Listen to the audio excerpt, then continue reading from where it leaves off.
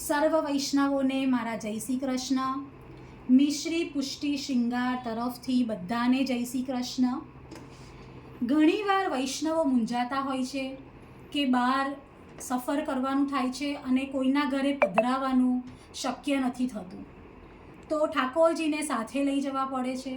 ત્યારે વૈષ્ણવ મૂંઝાતા હોય છે કે મારા ઠાકોરજીને શ્રમ પડશે. તો આજે આપણે જોઈએ કે કેવી રીતે ઠાકોરજીને ઝાંપીજી સાથે તમે લઈ જઈ શકો છો. આ મારી પાસે આજે આ 2 ઝાંપીજી અવેલેબલ છે. એક આ ઝાંપીજી છે, એમાં તમે તમારા ઠાકોરજીના ગાદીજીમાં તમે ઠાકોરજીને પોઢાડીને લઈ જઈ શકો છો.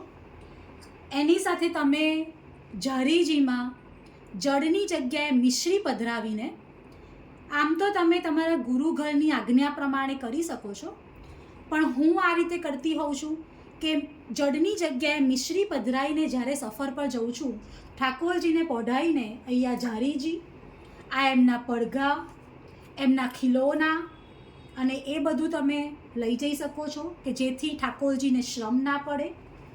બીજી એક વુડન ઝાંપીજી અવેલેબલ છે અત્યારે મારી પાસે. એક સાટિનની ઝાંપીજી પણ આવતી હોય છે, પણ અત્યારે મારી પાસે અવેલેબલ નથી.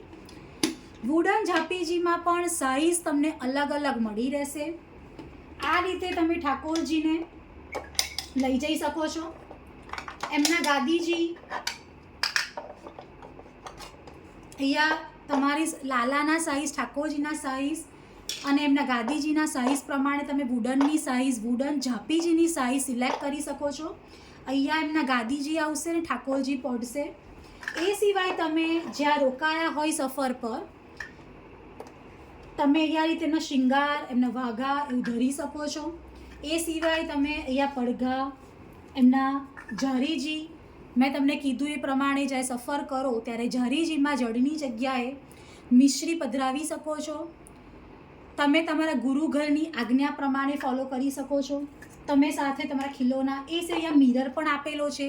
ત્યારે શૃંગાર ધર્યા પછી ઠાકોરજીને શૃંગારના દર્શન કરાવવા હોય તમારે, અને આ રીતે તમને વુડનમાં ઝાંપીજી અલગ અલગ સાઇઝમાં અને સાટિનના પણ ઝાંપીજી તમને મળી રહેશે.